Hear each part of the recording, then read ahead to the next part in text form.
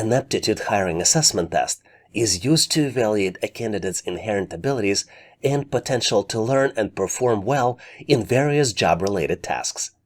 These tests typically assess a wide range of cognitive abilities, including logical reasoning, numerical and verbal skills, critical thinking, and problem-solving skills. Aptitude tests help employers identify candidates with mental agility and aptitude required to succeed in specific roles, regardless of their prior experience or knowledge in a particular field. Hi there, this is Vadim from Online Training for Everyone. And in this video, I'll share with you how to pass an assessment test and get you hired for your dream job. When companies are hiring, very frequently, HR and hiring managers would like to test the candidate to make sure candidate possesses the skills and knowledge that will make him successful in the job. To determine the answer, employers use a computerized assessment tests to assess candidates' skills and experience relevant to the job. Assessment tests are also helpful to determine candidates' potential and make sure a new hire makes the right decisions on the job. In this video, you will have everything you need to get prepared for an assessment test. Make sure to watch this video from the beginning to end, and if necessary, multiple times until you understand all the questions and know how to solve them easily.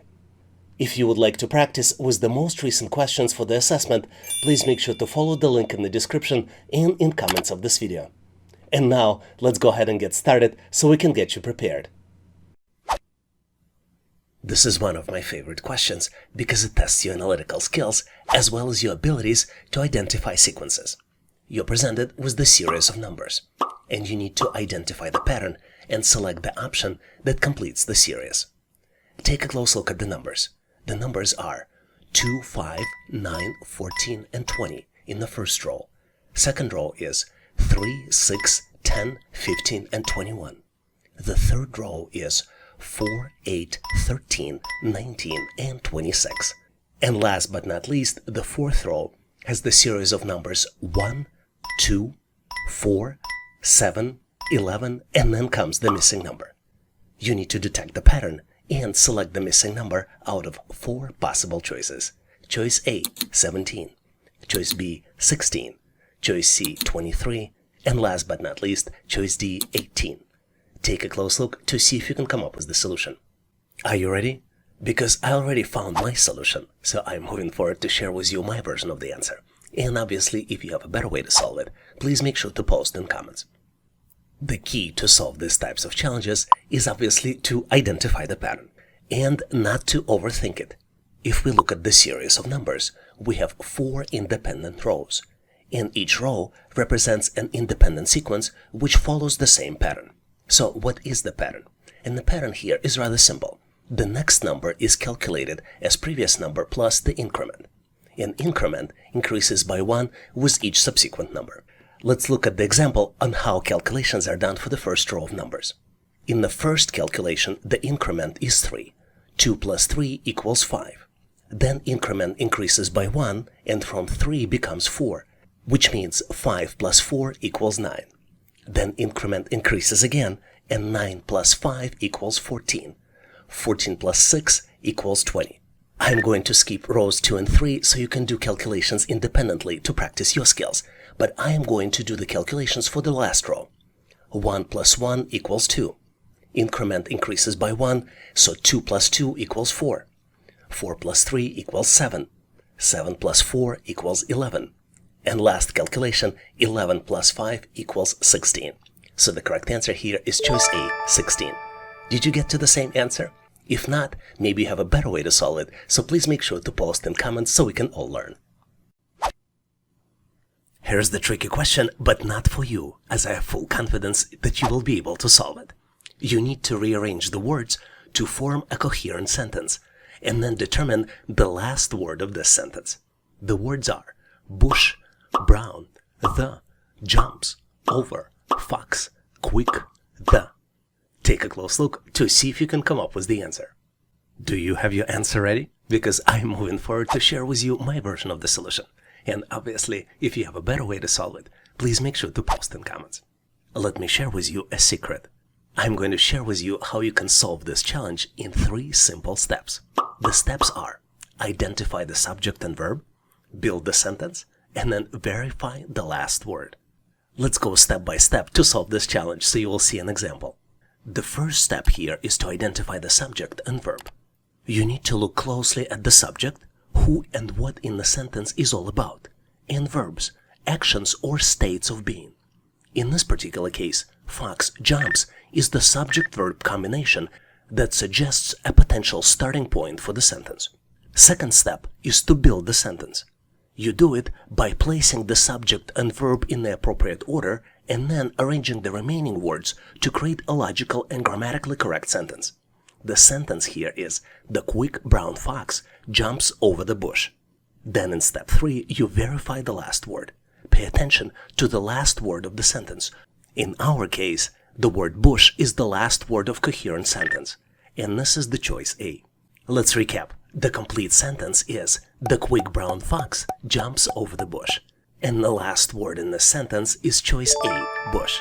Did you get to the same solution? If not, please make sure to post your answer and rationale in comments. What's interesting about the question I'm about to present you is that it truly tests your analytical skills. You need to determine which number comes next in the sequence, and you're presented with the sequence of 6 numbers where 7th number is missing.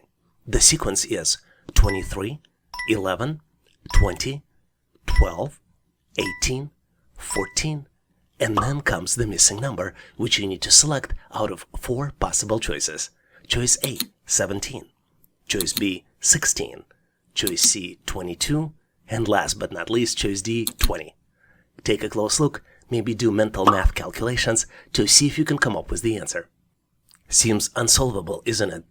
But be sure that the answer will look so simple as soon as I reveal it, just like in a magic trick. Maybe give yourself additional 15 to 20 seconds to see if you can come up with the answer. Are you ready? Because on my end, I'm moving forward to share with you my version of the answer. And obviously, if you have a better way to solve it, please make sure to post in comments. If you are a frequent visitor or a subscriber to this channel, you know the rule. And rule is to find the pattern. But in this particular question, there are 2 independent patterns. Let's look closely so I can share them with you. The numbers 23, 20, 18, and 17 represent first pattern. And the next number is calculated by subtracting decrementing number from the previous number. Let's look at the example. 23 minus 3 equals 20. 20 minus 2 equals 18. You see that the 3 is decremented by 1 to get to 2. The next number is calculated as 18 minus 1, which is decrement from 2, equals 17. The even numbers, 11, 12, 14, and then the missing number, are calculated using the different pattern. In fact, the opposite pattern, where instead of decrement, we use increment. Let's look at the examples. 11 plus 1 equals 12. Then we increase 1 by additional number, and we increment 12 by 2, which leads us to a result of 14. Then the next number, the missing number, is calculated as 14 plus 3, which would be equal to 17. So the correct answer here is choice A, 17. Did you get to the same answer? If not, please make sure to post your answer and solution in comments. Here's an amazing question with the answer that will definitely surprise you. You're presented with the circle broken down into the 8 parts. Each part has letters inside, and letters are O, S, then comes the missing letter, T, another missing letter, O, another missing letter, and ends in P. You need to complete the object by selecting the choice of 3 grouped letters. Choice A is represented by letters I, E. Choice B is represented by letters T, N. Choice C is represented by letters E, N. And last but not least, choice D is formed by the letters of I, N. Take a close look to see if you can complete the object. I'm going to give you a quick hint to help you solve it. Take a close look what happens if you move clockwise. I'm pretty sure you are by now, so I'm moving forward to share with you my version of the answer. And obviously, if you have a better way to solve it, please make sure to post in comments. What's interesting about this question is how amazingly simple the solution is. If we start with the letter P, we can form a word, position. Let me spell it for you. P-O-S-I-T-I-O-N. I-O-N. Let me pinpoint 3 considerations that will help you solve these types of problems on the test. When you look at the question is complete the object, and letters are the choices, which most of the time would mean that you need to form the word. Circle shape on the original question mimics the clock, which a lot of times mean that you need to select the direction, which could be clockwise or counterclockwise. To solve these types of challenges, you typically need to look at consecutive letters that are already present. So the 3 consecutive letters that are present are POS, which would kick off your thinking about the word position. As you might have guessed by now, the correct choice here is choice D, letters IIN, which help you to form the word position. Did you come up with the different answer? Or maybe you have other tips on how to solve these types of challenges? Please make sure to post in comments.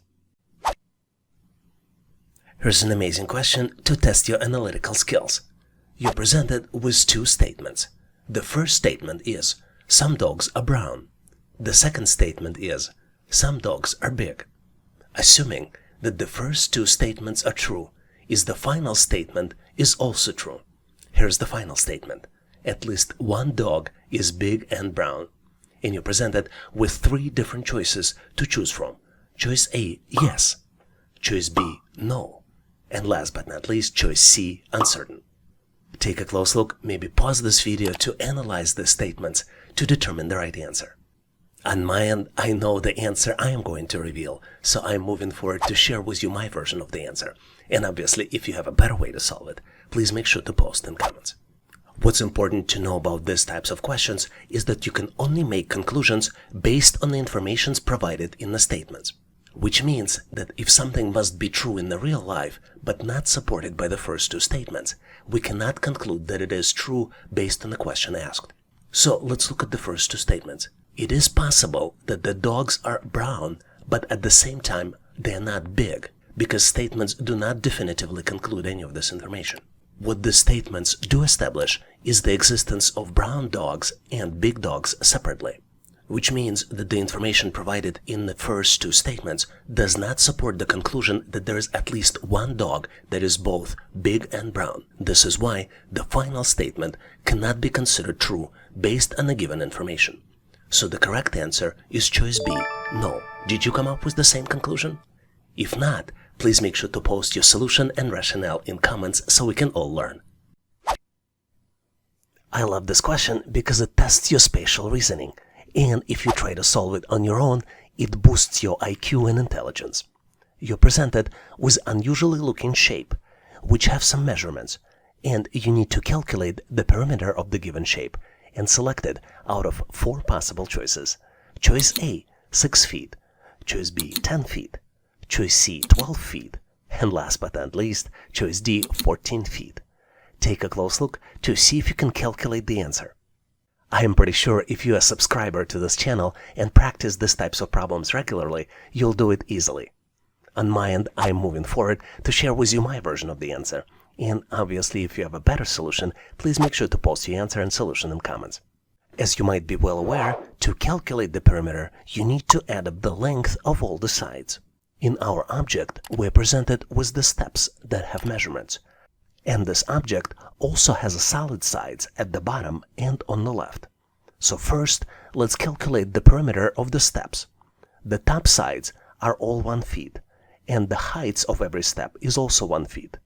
So the steps would be calculated 1 feet plus 1 feet, plus 1 feet plus 1 feet, and then you do it 6 times because it has 6 sides, which means that perimeter of all the steps would be 6 feet. The bottom area, based on the measurements, would be 3 feet, and the left area would be 3 feet as well. So the total perimeter would be 6 feet for the steps, then 3 for the bottom, and we also need to add 3 feet for the left area, which would total to 12 feet. So the correct answer here is choice C, 12 feet. Did you get to the same answer? If not, please make sure to post your solution and rationale in comments. Here's an example of question some people might find challenging, but I'm pretty sure you, being a subscriber to this channel, will solve very easily. You're presented with the 8 sets of coins, and the 9th set is missing. You need to find and select the missing set out of 4 possible choices. Choices A, B, C, and D. Take a close look to see if you can come up with the answer. This problem is easier to solve than you think. The key is not to overthink it. So I'm moving forward to share with you my version of the answer. And obviously, if you have a better way to solve it, please make sure to post in comments. To solve this challenge, we need to calculate the pattern based on the 2 rows, let's call them row 1 and row 2, that do not have any missing items. One of the elements of the pattern here is that each row represents a standalone calculation. And if you count the coins in each row, you see that the number of coins decrements by 1 for each set when you go from left to right. Let's look at the specific example, and to make it easier, let's assign letters to each column in the set. We will have columns A, B, and C. Let's look at the first set in the row 1. When we start with the area A1, we have 10 coins. As we move to area B1, we have 9 coins. In the area C1, we only have 8 coins. So you see, this is how decrement by 1 works. Let's verify and confirm this pattern in the row 2. In the area A2, we have 5 coins. Then in B2, we have 4 coins. And in area C2, we only have 3 coins. But as you might have guessed, this is not the only pattern present here. To calculate next set from the previous set, we need to subtract lowest and rightmost coin from the previous set. Let's look at the example. In the set A1, the lowest and the rightmost coin is coin number 10. Then we go to set B1, and there is another coin that we're subtracting to calculate the set C1. Based on this information, let's calculate the final number. As we know, the first part of the pattern, the number of coins is decreasing. So from the first set, which has 6 coins, it goes to the second set in column B, which has 5 coins. We know that the final answer will have 4 coins. If we look at the possible answer, choices A, B, and D have 4 coins. So which one would you select? I think the right answer is choice B, because this answer is calculated by subtracting the lowest and rightmost coin from the previous set. So from my standpoint, the correct answer is choice B. Did you come up with the different answer? Please make sure to post your solution and rationale in comments. Some problems really make you think, and this is one of those challenges. You need to calculate the missing number, and you're presented with 2 rows of numbers.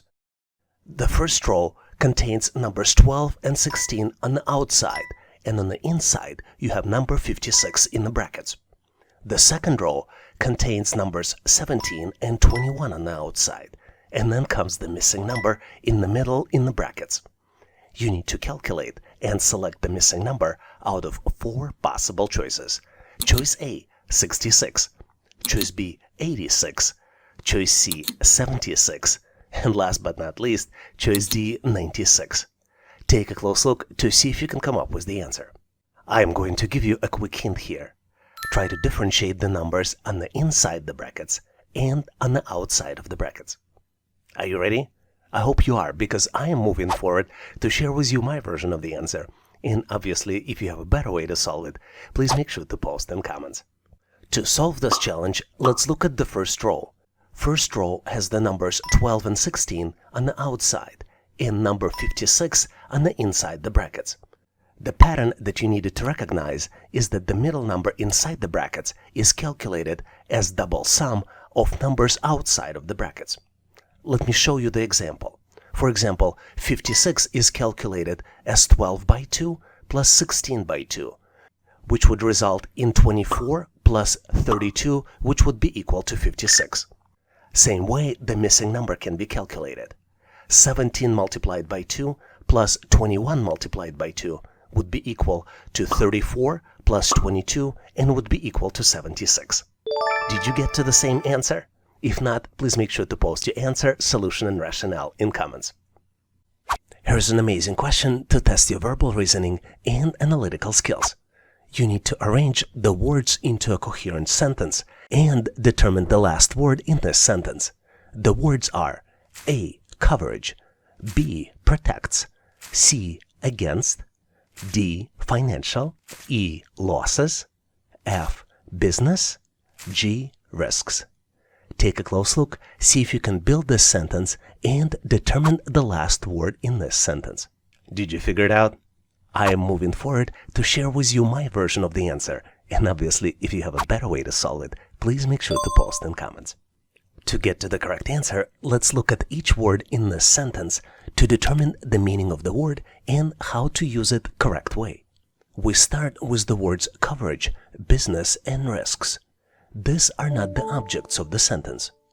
We also look at against and financial. These are prepositions and adjectives. The word protects is the verb and it provides valuable information in the sentence. The word losses is the object of the sentence and it provides information about what business insurance protects against. Based on this information, let's build the sentence. Business insurance protects against financial losses. Based on this, we can determine that the last word in the sentence is losses. And this is the object of the sentence, and it also provides a specific type of protection. So I believe the correct answer here is choice E, losses. Did you get to the same answer? If not, please make sure to post your answer and solution in comments. Thanks for watching. I really appreciate you for helping us to become one of the largest YouTube channels to help people become smarter, increase your IQ, and to pass any test. If the content of this video was helpful, please make sure to click the like button to help YouTube algorithm promote this video and help other people to find it faster. Giving us a like is also a way for you to tell us that you need more content like this, and when you tell us, we will deliver it for you in the future. For links to free and premium resources, please check the description and comments of this video. You can also go directly to our website, howtoanalyzedata.net, to download the materials related to this topic. I really appreciate your endorsement, support, and patronage of this channel. And thank you for considering to become a member and considering to subscribe. Please leave feedback, suggestions, or corrections in comments. And all the best on your journey. I'll see you in my next video.